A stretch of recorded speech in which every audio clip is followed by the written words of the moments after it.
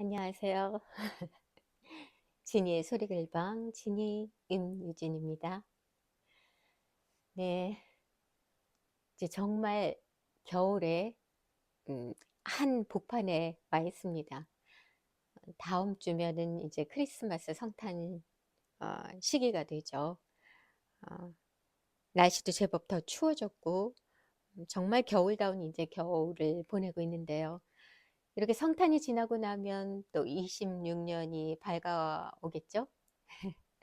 새로운 새해를 맞이하기 전에 이 연말이 됐을 때 언제나 늘 이렇게 드는 생각이긴 하지만 근래 또 이렇게 정말 좀 혼란스러운 여러모로 우리나라 정치 상황이라든가 아니면은 지금 뭔가 이렇게 어, 기술적으로나 여러 가지 AI 문제라든가 이런 것들 그리고 또 개인의 정보 유출 뭐 여러 가지로 굉장히 어수선한 어, 그래서 뭔가 모르게 불안한 그런 시기인 만큼 그래서인지 조금은 다르게 다시 이렇게 뒤돌아보게 되는 것 같아요.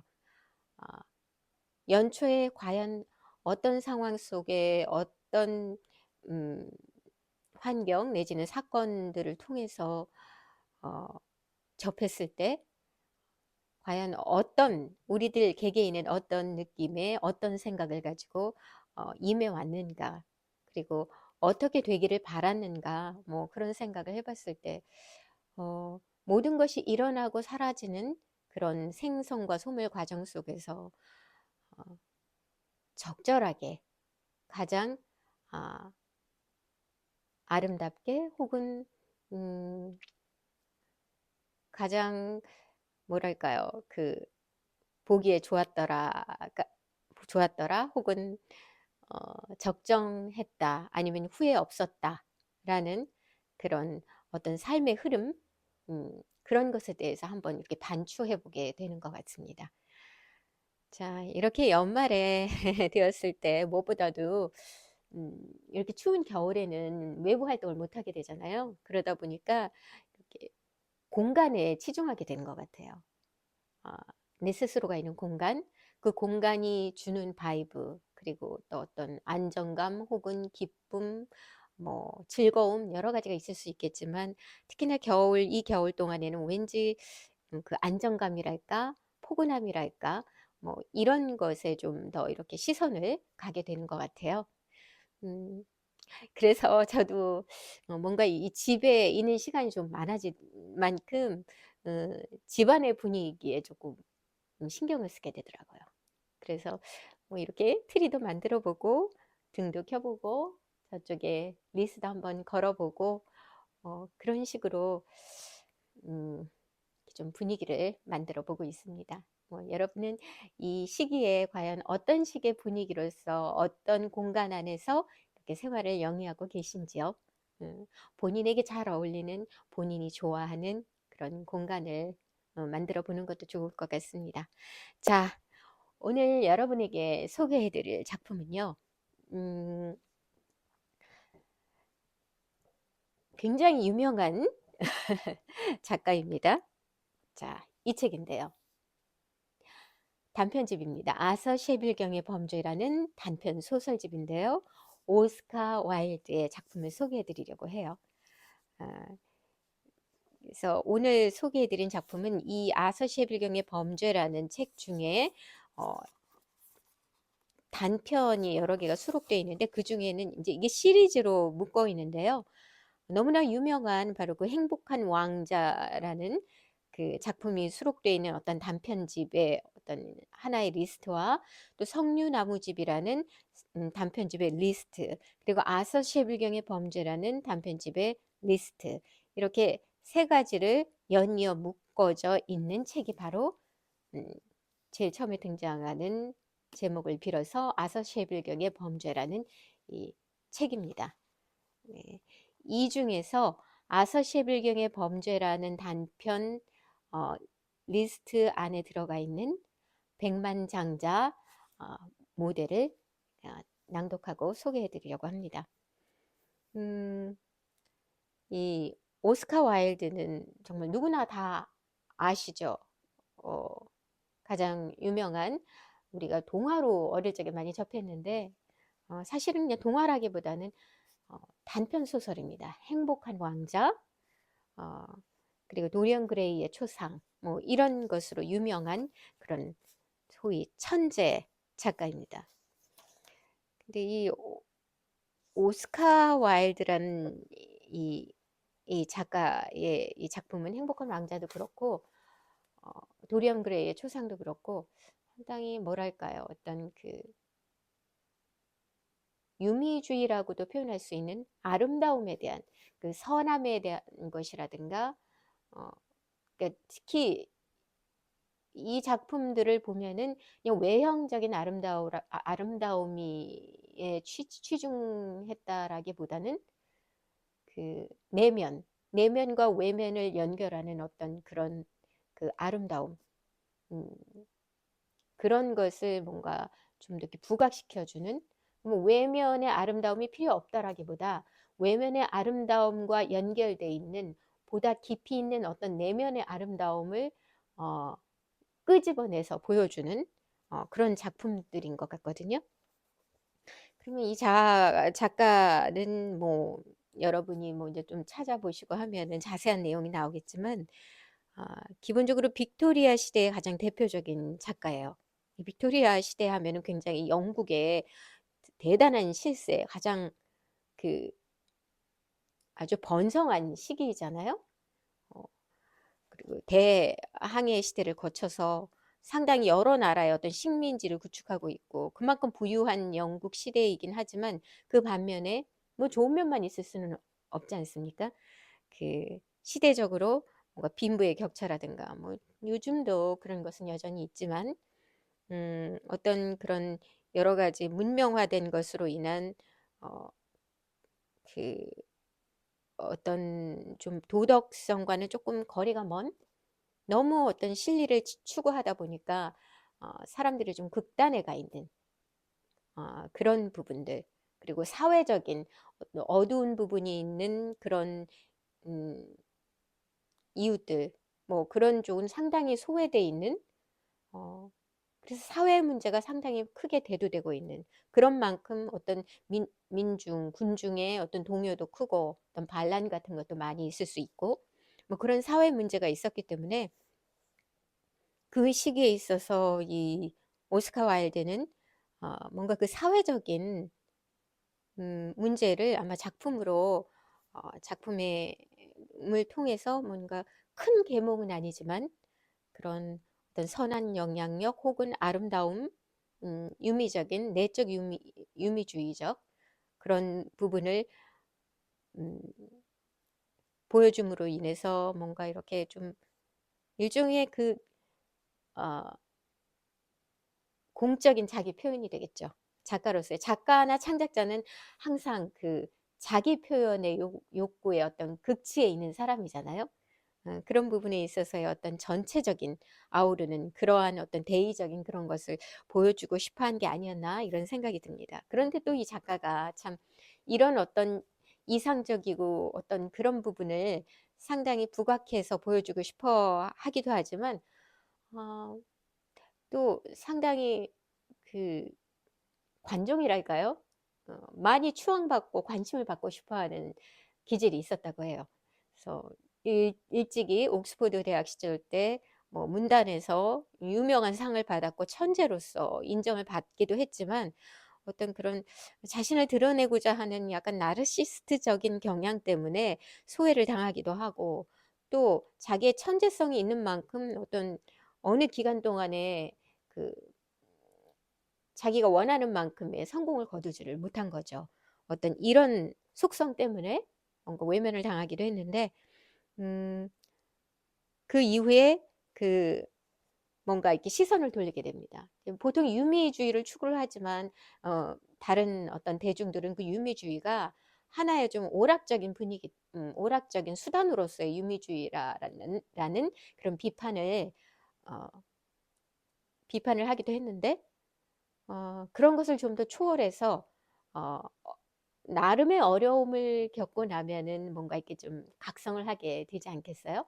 이 오스카 와일드도 본인이 생각하는 어떤 유미주의가 과연 그 유미주의를 다시 한번 들여다보게 된 거죠. 그러므로 인해서 그 유미주의가 어떤 내적인 것, 내면적인 것에 좀 관심을 갖게 되고, 그로 인해서 작품 창작욕이 아주 상당히 왕성해지고, 그래서 창작을 하게 되고요. 그 창작을 그 시기에 있어서 어떤 그 공적인 그런 선한 영향력, 내면의 아름다움, 이런 것을 극대화시킨 바로 아까 좀 전에 말씀드린 단편 행복한 왕자라든가 뭐 아니면 장편 도리언 그레이의 초상, 이런 것이 그때 상당히 많이 쏟아져 나옵니다. 그 작품들이. 그럼으로 인해서 상당한 그 성공을 거두기도 했는데, 사람의 본성, 기질이라는 게 완전히 없어지지는 않는다고, 어떤 그 사람과의 마찰로 인해서 그 좀 인사 쪽에 있는 나름 그런 사람들의 어떤 법적인 문제로 인해서 그 모욕죄 뭐 이런 걸로 인해서 좀 재판에 문제가 생겨서 음, 수감 생활을 하게 되고요. 그 이후에는 안타깝게도 승승장구하지 못하고 계속 실패를 거듭함으로 인해서 다시 재기를 하지 못합니다. 그러다가 결국에는 어, 그리 많지 않은 나이 40대에 생을 마감하게 되죠. 안타까운 천재이긴 하지만 그래도 이 사람의 이상, 어떤 아름다움의 추구, 마음의 아름다움, 내면의 아름다움, 또 그 내면의 아름다움이 투영되는 어떤 외적 아름다움을 아우르는 모든 것, 그리고 인류나 사회적으로 어떤 그 우위에서 무엇보다도 추앙받아야 할 그런 사랑 자체를 위한 사랑, 그런 것을 추구한 작가임에는 분명한 것 같습니다. 그리고 무엇보다도 그것을 굉장히 좀 뭐랄까요, 이렇게 좀 낭만적인 부분, 그 매력적인 부분으로도 소설을 완성시켰고 나름의 위트도 있고요. 네, 그런 아주 천재적인 작가이죠. 자, 우선 제가 소개해드릴 이 소설은요, 백만장자 모델이라는 소설인데요. 아주 짧은 소설입니다. 그 부제로서는 놀라운 이야기라고 쓰여져 있습니다. 과연 어떤 놀라운 이야기인지 아주 간단하고 단순한, 이 작가가 추구하는 바가 상당히 단순하거든요. 이야기의 어떤 흐름이, 줄거리가. 하지만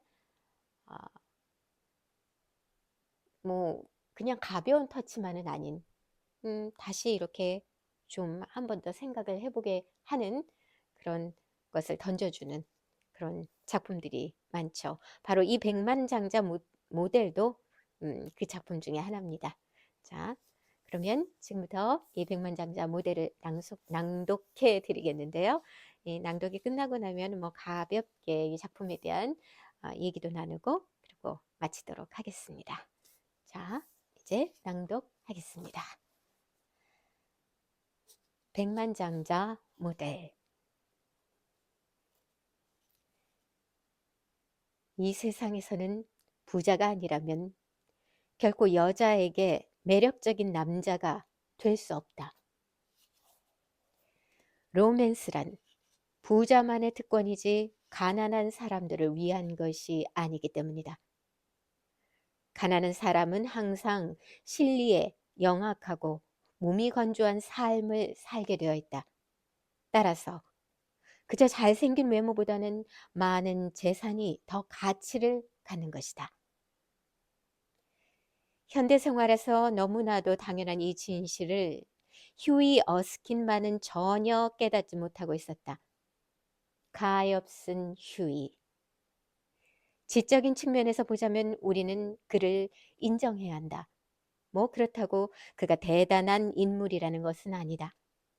그래도 우리의 휴이는 지금까지 살아오면서 사치는 물론이고 부도덕한 것이라면 그 어떤 것도 입에조차 담은 적이 없다. 대신 그는 갈색 곱슬머리와 깔끔한 얼굴, 그리고 회색 눈을 가진 아주 잘생긴 남자였다. 여자들과 있을 때는 물론이고 남자들 사이에서도 인기가 높은 그는 돈만 제외한다면 모든 것을 가진 그런 사람이었다. 그의 아버지는 그에게 유산으로 기병대에 있을 때 사용하던 칼과 15권으로 된 반도 전쟁의 역사라는 책만 겨우 남겼다. 휴이는 아버지의 유일한 유산인 기병대 칼을 거울 위에 걸어놓고 책은 잡지 러프 가이드와 베일리 매거진이 꽂혀있는 책꽂이에 올려놓았다. 그는 나이든 고모의 배려로 1년에 200파운드짜리 집에서 살고 있었다. 그는 그동안 스스로 돈을 벌기 위해 이것저것 많은 것을 해보았다. 그래서 전에 6개월 동안 주식도 해보았지만 결국 주식 거래 시장에서 쓴 맛만 보아야 했다. 하기는 황소와 불곰들이 득실되는 그런 곳에서 나비가 도대체 무슨 일을 할 수 있었겠는가? 또 그는 잠깐 동안이지만 차를 파는 장사를 하기도 했었다.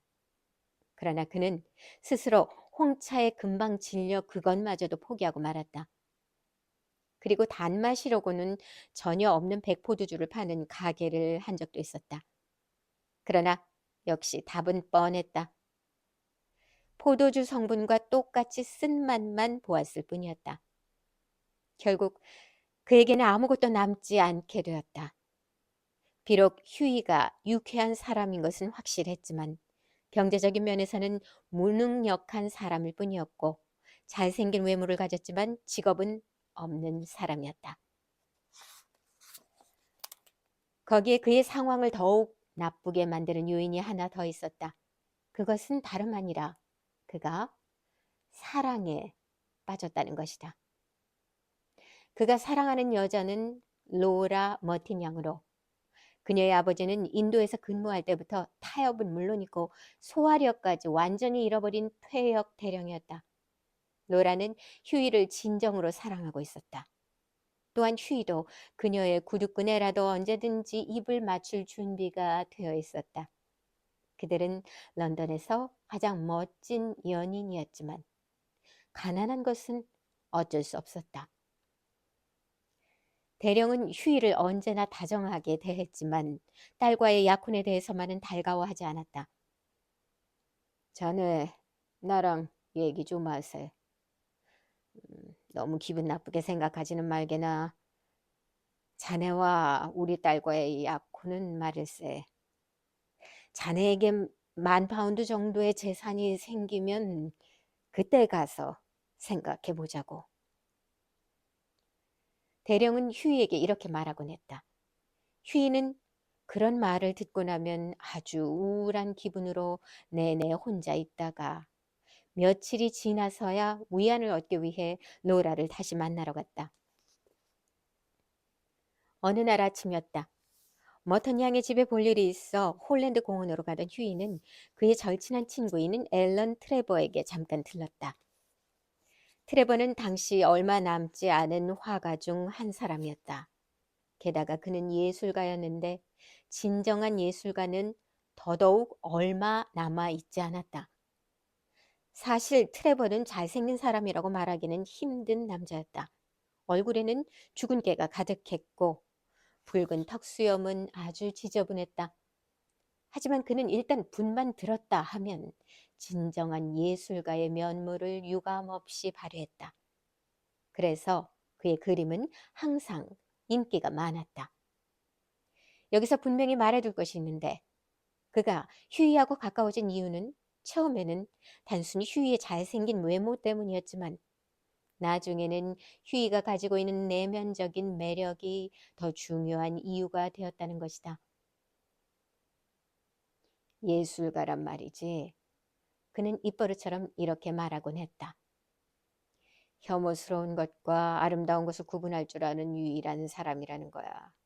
적어도 예술가라면 예술 작품을 보며 기쁨을 느낄 수 있어야 하고 또 지적인 문제에 관해 토론도 할 줄 알아야 한다고. 남자가 멋을 부리고 여자가 사랑스러운 것이 당연한 것처럼 말이지. 시간이 지날수록 휴이의 낙천적인 성격과 앞뒤 가리지 않는 너그러운 마음씨에 더욱 끌린 트레버는 휴이가 언제라도 자신의 작업실에 찾아올 수 있도록 해주었다. 휴이가 갔을 때 마침 트레버는 거지 한 명을 모델로 커다란 실물 크기의 그림을 거의 끝내가고 있었다. 거지는 아주 초라한 모습으로 작업실 한쪽 구석의 작은 단에 서 있었다. 그는 주름투성이의 노인으로 얼굴은 쭈글쭈글한 양피지 같았으며 표정은 너무나 비참해 보였다.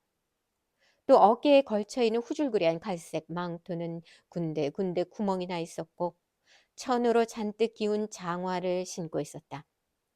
거지는 한 손에는 지팡이인지 뭔지 까칠한 막대기를 짚고 거기에 기댄 채 다른 손에는 국어를 할 때 쓰는 모자가 들려 있었다. 정말 놀라운 모델이야. 휴이는 이렇게 속삭이면서 트레버와 악수를 나눴다. 놀라운 모델? 트레버가 아주 큰 소리로 이렇게 외치며 말했다. 맞아. 나도 그렇게 생각해. 우리가 매일 보는 그런 흔한 거지가 아니란 말이야. 나는 살아있는 벨라스케스야. 행운아라고. 아, 꼭 나의 우상 렘브란트가 그린 것 같잖아. 저 노인네를 봐. 휴이가 말했다. 저 비참한 모습을 보라고. 너한테야 좋겠지만 네가 보기에는 저 얼굴이 행운의 얼굴로 보여? 물론. 트레버가 대답했다. 그런데 넌 설마 행복해 보이는 거지를 원하는 것은 아니겠지? 저기 저렇게 서 있으면 얼마나 받을 수 있지? 자신만 안락한 소파에 앉아 있는 것이 마음에 걸렸던 휴이가 물었다. 1시간에 1실링? 그럼 그 그림으로 너는 얼마를 버는데? 2,000 파운드로? 무슨 말이야. 당연히 기니지. 화가가, 시인, 화가나 시인, 의사들은 모두 기니가 아니면 상대를 안 한다고. 그렇구나. 그런데 이건 내 생각인데 말이야. 저 모델도 그 가격에 상응하는 지분을 어느 정도는 가져야 되는 것 아니야? 또 휴이는 웃으며 이렇게 덧붙였다. 네가 그림 그리는 것보다 더 힘들어 보인단 말이야.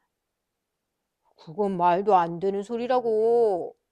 왜냐하면 말이야, 화가는 그림을 그리면서 발생할 수 있는 모든 문제를 혼자 해결해야 하고 또 하루 종일 이렇게 이젤 앞에 서 있어야 한단 말이야. 휴이, 네가 무슨 말을 하고 싶은지는 알겠어. 하지만 예술이라는 것은 혹독한 육체 노동을 통해서 만들어지는 거라고. 이제 그만하자. 지금 바쁘니까 너는 그 담배나 한 대 피우면서 조용히 하고 있어. 잠시 뒤 하인이 들어와 트레버에게 액자 제작자가 왔다고 전했다. 어디 가지 말고 기다려, 휴이. 몇 분 내로 돌아올 테니까. 트레버는 이렇게 말하고 작업실을 나갔다. 늙은 거지에게는 트레버가 자리를 비운 것이 다행스러운 일이었다. 작업실 뒤편에 있는 나무 의자에 앉아 잠시 쉴 수 있었기 때문이었다. 그는 너무나 우울하고 비참해 보였다. 그런 그를 보고 있던 휴이는 자신의 주머니에 얼마나 있는지 확인하고는 그를 도와줄 수 없다는 사실을 깨달았다. 가지고 있는 것이라고는 고작 1파운드짜리 금화 하나와 동전 몇 개가 전부였다. 불쌍한 사람이야. 저 사람에게는 이것보다 좀 더 많은 돈이 필요하겠지. 하지만 나에게도 이 돈은 2주일치의 차비인걸. 휴이는 이렇게 생각하고 그 늙은 거지에게 다가가 금화를 쥐어주었다. 그러자 노인의 마른 입술에 희미한 미소가 스쳤다. 고맙습니다, 선생님. 정말 고맙습니다. 트레버가 돌아오자 휴이는 그 노인에게 더 많은 도움을 주지 못한 것을 부끄러워하며 로라를 만나기 위해 작업실을 나갔다. 휴이가 로라를 만나 이 이야기를 하자 로라는 휴이의 그런 터무니없는 행동을 상냥하게 꾸짖고 말았다. 로라와 즐거운 시간을 보내고 11시쯤 집으로 돌아오던 휴이는 팔레트 클럽 흡연실에서 혼자 백포도주와 탄산수를 마시고 있는 트레버를 발견했다. 이보게 앨런, 작업은 잘 끝냈어? 담배를 입에 물며 휴이가 물었다. 그럼 벌써 마무리하고 액자까지 맞춰놨다네. 이 친구야. 트레버가 대답했다. 그건 그렇고 너한테 홀딱 빠진 사람이 한 명 있어. 아까 그 늙은 거지 모델 있잖아. 그 사람이 너한테 관심이 아주 많던걸? 너에 대해 자꾸 묻더라고. 이름은 뭔지, 어디 사는지, 수입은 얼마인지, 장래성은 있는지 말이야. 뭐라고? 휴이가 소리쳤다. 그럼 벌써 그 노인이 우리 집 앞에서 나를 기다리고 있겠네? 농담이라는 거 다 알아. 아이, 몹쓸 친구야.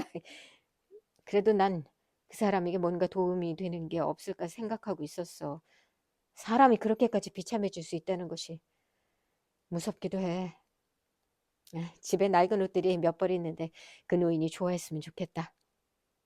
너도 아까 그 누더기 같은 옷 봤지? 입고 다닐 수 있다는 게 신기할 정도라고. 네가 만약 옷을 준다면 좀 나아지겠지. 트레버가 말했다. 하지만 난 양복 입은 거지를 그릴 생각은 전혀 없어. 너는 누더기라고 말하지만 나는 그런 것을 로맨스라고 부르지. 사람들이 가난이라고 부르는 게 나한테는 바로 작품의 소재라고. 그렇지만 네가 옷을 주겠다고 말한 것은 전해줄게. 앨런, 휴이가 진지하게 말했다. 너희 화가들은 정말 차갑구나. 예술가의 마음은 바로 머리라고. 트레버가 대답했다. 더구나 화가들은 눈에 보이는 세계를 정확하게 인식하는 사람들이지 결코 개혁을 꿈꾸는 사람들이 아니야.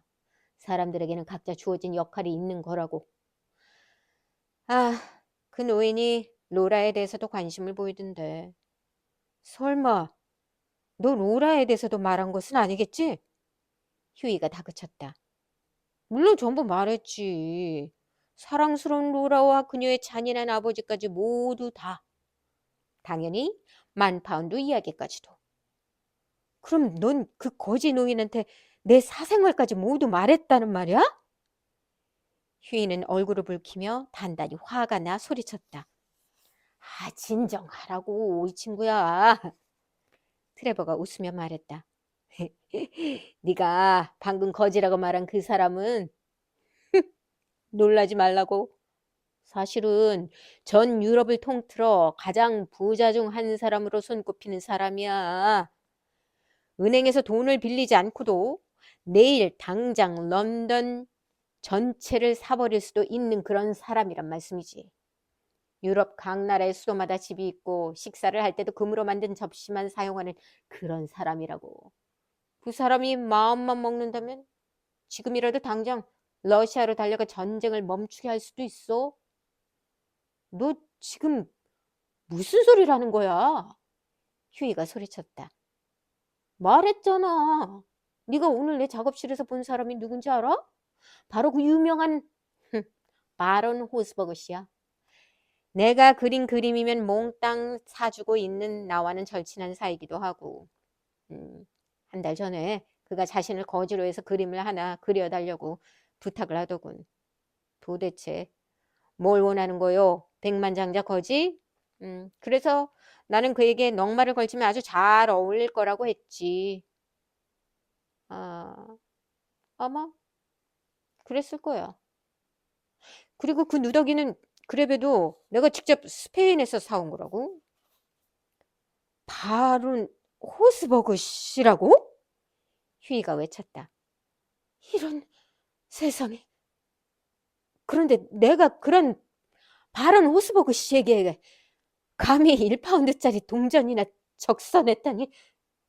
그는 트레버의 말을 듣더니 깜짝 놀라 이렇게 소리치고 나서 몸을 잔뜩 웅크렸다. 뭐라고? 그에게 1파운드짜리 동전을 적선했다고? 트레버는 이렇게 소리치며 웃음을 터뜨렸다. 이 친구야. 그 돈 돌려받을 생각은 아예 하지도 말라고. 이제 그 돈은 다른 사람의 돈이니까. 앨런, 네가 나 대신 그분에게 잘 좀 말해줬으면 좋겠어. 휴이는 침울한 표정으로 말했다. 그리고 다시는 내가 그렇게 정신 나간 행동을 하지 못하게 그때마다 나를 좀 말려줘. 이봐 휴이, 우선 내 말부터 들어봐. 트레버가 말했다. 나는 누군가를 불쌍히 여겨 어떻게든 도와주려고 애쓰는 너를 조금도 말릴 생각이 없어. 다만 나는 네가 아름다운 모델에게 입을 맞춘다든지 하는 것은 충분히 이해할 수 있지만 추한 거지에게 적선하는 것은 결코 이해할 수 없다고. 게다가 오늘 작업실에는 누구도 찾아오지 않기로 되어 있었는데 네가 갑자기 나타난 거야. 그래서 나는 너한테 호스버그 씨를 어떻게 소개해야 할지 아주 난감했었다고. 너도 봤으니까 알겠지만 호스버그 씨의 평소 모습과는 너무도 달랐잖아. 그 양반이 나를 아주 멍청한 놈이라고 생각했겠지. 휴이가 말했다. 천만에 오히려 네가 가자마자 주름진 손을 마구 비비며 껄껄 웃기만 하던데. 그리고 너한테 큰 관심을 보이더군. 나는 호스버그 씨가 왜 그렇게 너에 대해 꼬치꼬치 캐물어 보는지 몰랐었는데 이제 알겠다. 그가 네가 준 그 1파운드에 대한 보답으로 너에게 투자를 할지도 모르잖아. 만약 그렇게 되면 너는 고작 6개월마다 이자를 쳐서 갚기만 하면 되는 거야. 이런. 우선 저녁부터 먹고 사업 얘기는 나중에 하자. 역시 나는 아주 불행한 사람이야. 휴이가 투덜거렸다. 지금 내가 할 수 있는 최선의 길은 그냥 지금 이대로 집에 가서 잠이나 자는 거야. 이봐 앨런, 그리고 제발 이 얘기는 비밀로 해줘. 이 얘기가 소문으로 퍼지는 날이면 난 그날부로 이 동네에서 더 이상 얼굴을 들고 다니지 못할지도 몰라. 그럴 리가. 이번 일은 네가 얼마나 착한 사람인지 확실하게 보여준 일이야. 어디 가려고. 담배라도 더 피우고 가. 네가 사랑하는 로라 얘기도 좀 하고. 하지만 휴이는 착잡한 마음에 자리에서 일어나 집으로 향했다. 앨런 트레버는 휴이가 클럽을 나설 때까지도 웃음을 멈추지 않았다. 다음 날 아침, 휴이가 아침 식사를 하고 있는데 하인이 들어와 구스타프 노든이라고 합니다. 바론 호스버그 씨가 보내서 왔습니다. 라는 글이 적힌 쪽지를 전했다. 사과를 받으러 왔나 보군. 휴이는 이렇게 중얼거리며 손님을 맞이하러 나갔다. 어스킨 씨, 만나 뵙게 되어 영광입니다. 안경을 쓴 백발의 노신사가 방으로 들어오면서 프랑스 억양이 조금 섞인 말투로 말했다. 휴이는 말없이 고개를 숙여 인사했다. 저는 바론 호스버그 씨가 보내서 왔습니다. 그가 말을 계속했다. 바론 호스버그 씨가 알고 있습니다. 선생님, 제 사과를 받으러 오셨겠죠. 휴이는 더듬거리며 말했다. 바론 호스버그 씨가 노신사는 웃으며 말을 계속했다. 이 편지를 전해주라고 하셨습니다. 그리고 봉인된 봉투 하나를 휴이에게 건넸다. 봉투 겉면에는 휴이 어스킨과 로라 머턴 양의 결혼을 축하하며 라고 적혀 있었다. 깜짝 놀란 휴이가 봉투를 뜯어보니 봉투 안에는 놀랍게도 10,000파운드짜리 수표가 들어있는 것이 아닌가. 휴이와 로라의 결혼식 날, 앨런 트레버는 신랑 들러리로 참석했다. 그리고 바론 호스버그는 결혼 축하연에서 축하 연설을 해주었다. 이 세상에 백만장자 모델은 그리 많지 않죠. 앨런이 말했다. 그렇지만 놀랍게도 모델이 진짜 백만장자인 경우는 더욱 그렇습니다.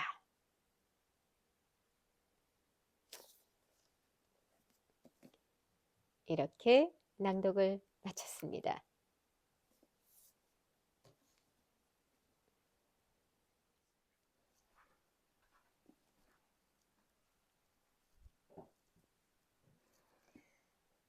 네, 이렇게 낭독을 마쳤고요. 상당히 짧은 그런 소설입니다. 뭐 읽기도 상당히 뭐 이렇게 별로 걸리는 게 없었고 상당히 단순한 얘기죠. 짧고. 그 부제가 말해 주는 것처럼 놀라운 이야기. 네. 음 보통 이 작품에서 설명하는 부분에 있어서 어 이 주인공 휴이에 대해서 상당히 아름답고 선한 사람으로 묘사를 하잖아요. 제일 첫 부분이 제일 뭐 기억에 나는 부분인데요. 결국 이 결혼이라든가 혹은 뭐 연애라든가 이런 부분에 있어서 외모는 하나 중요하지 않다. 별로 도움이 안 된다. 중요한 것은 이 경제적인 것이다.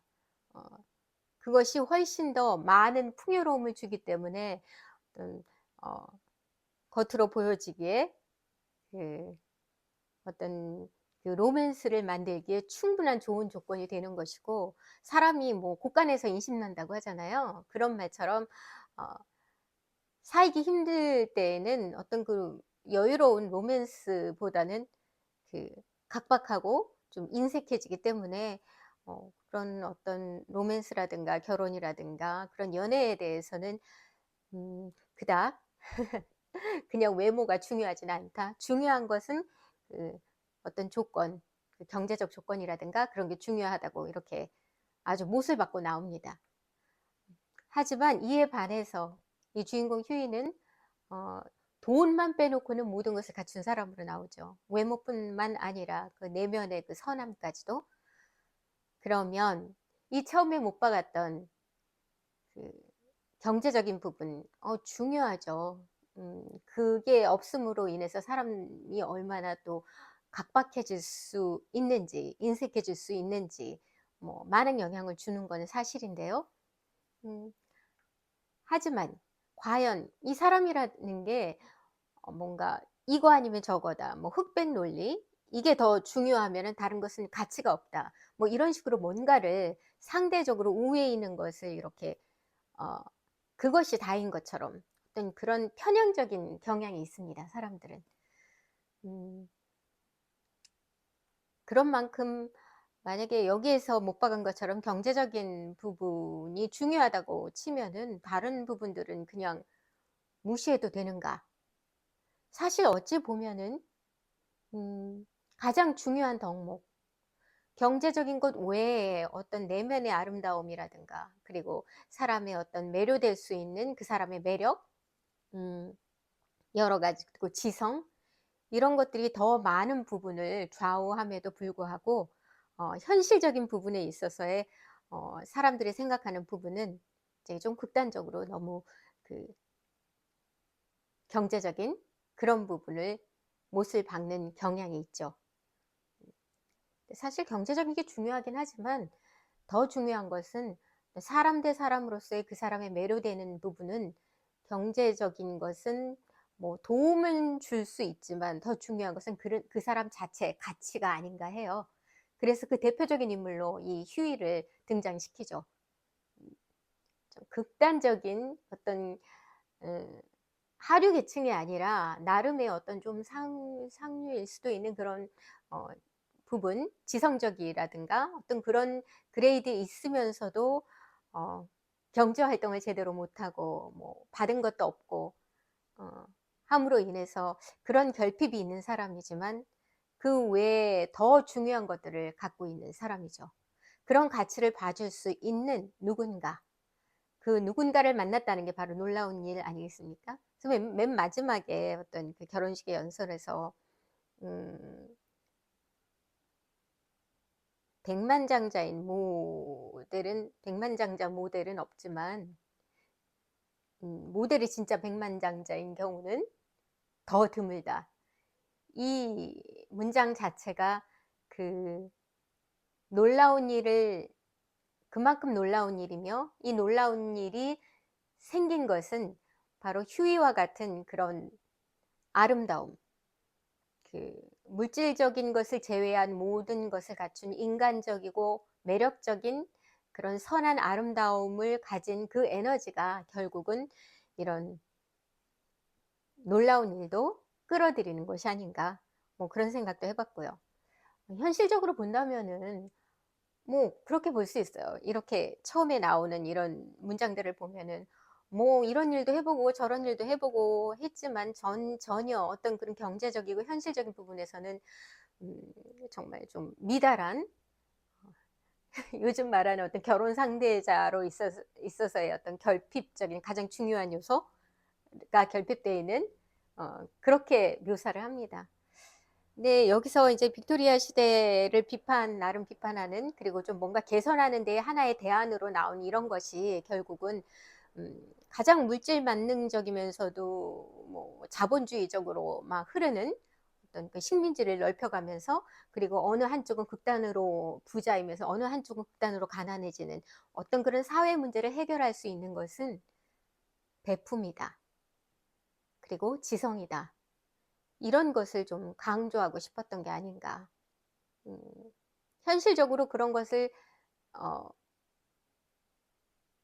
대안적으로 확실하게 현실적으로 체계화해서 시스템화할 수 있는 방법은 또 다른 문제지만, 어떤 제시하는 그 부분에 있어서의 중요한 어떤 열쇠가 바로 그 지성과 선함, 그리고 사랑 그 자체, 인간이든 그 남녀 간의 사랑이든 그 자체의 본질에 집중하는 그런 아름다움에 집중한 게 아닌가 싶습니다. 바로 이게 또 뭐 오스카 와일드가 추구하는 이상적인 세계관이 아니었을까 해요. 이 작가라는 사람들은 현실을 직관하고 꿰뚫으면서 반면 그 현실을 고발하기도 하고, 하지만 그것을 해결해 줄 수 있는, 뭐 구체적으로 당장 바꿀 수는 없지만 어떤 나름의 어떤 제시, 어, 그런 것을 꿈꾸는 사람이 아닌가. 현실 고발과 더불어 대안, 결국 인간성, 인본주의, 그런 것을 벗어나서는 인류가 살아남을 수 없다는 것은 예나 지금이나 늘 화두로 나올 수 있는 부분인 것 같습니다. 특히 요즘처럼 이렇게 어지러운 세상에 많은 분들이 불안해 하시죠. 저조차도 상당히 뭔가 이렇게 불안하고 믿을 수 없고 어떤 말도 믿을 수 없는 뭐 여러 가지 뭐 이런 SNS나 유튜브의 알고리즘도 그렇고 너무나 다 극단적으로 가고 있는 것 같아요. 더 심하게. 이 빅토리아 시대에 보다도 훨씬 몇십 배 큰 어떤 극단으로 가고 있는 이 사회에서 너무나 비현실적이라고 생각될 수도 있지만 어떤 인본적인 부분, 그리고 인간적인 그런 선함, 그리고 가치 중립적이면서도 이성적인 부분을 놓치지 않는, 그것을 뭔가 이렇게 중심축에 갖고 가야 되지 않을까. 내가 어떤 인생에 있어서의 그런 것을 달성하고 성공하는 것은 나중의 문제고, 그것을 해 나가는 어떤 방향성, 과정, 그런 방향성과 과정들이 객체 간에 다 모여서 또 하나의 어떤 집단 이성과 그런 어떤 가치를 만들어낼 수 있는 게 아닌가, 그런 생각도 하고요. 짧은 소설이지만 여러 가지 좀 생각할 수 있게 하는 것 같습니다. 네, 자, 이렇게 짧은 작품 하나 소개해드렸습니다. 아서 셰빌경의 범죄, 오스카 와일드 단편집 중에 있는 작품이었고요. 백만장자 모델이었습니다. 자, 이제 성탄이 다가올 텐데요. 성탄절에는 조금이라도 저조차도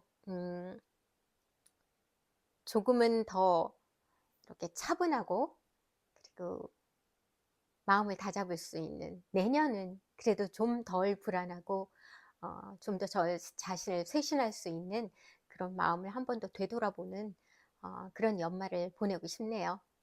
여러분은 과연 어떤 연말을 지내게 되실지, 행복하고 따뜻하면서도 의미 있는 연말이 되시길 빌겠습니다. 제가 짧게 쇼트로 시를 올리고 있습니다. 아시고 계실지 모르지만 짬짬이 그 시도 사랑해 주시면 좋겠고요. 또 이렇게 여유 되는 대로 단편이라든가 어떤 수필 이런 것도 소개해드리고 인사드리도록 하겠습니다. 그럼 저는 이만 인사드리겠고요. 구독, 좋아요, 알림 설정 잊지 말아주세요. 네, 지니의 소리글방 지니 임유진이었습니다. 안녕히 계세요.